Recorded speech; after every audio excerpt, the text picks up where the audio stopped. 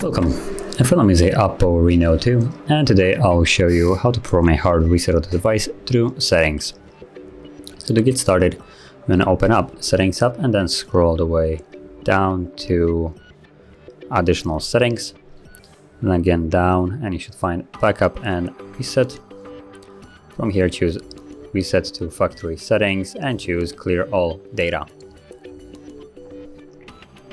Once more click on Clear Data, again Clear Data, and now the device will begin removing all personal data, and once it's finished we should be then greeted with the Android setup screen.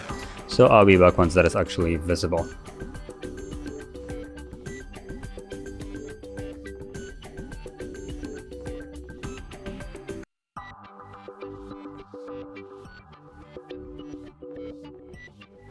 And as you can see, the process is finished, so you can set up your devices however you like. And yeah, so if you found this video helpful, don't forget to hit like, subscribe, and thanks for watching.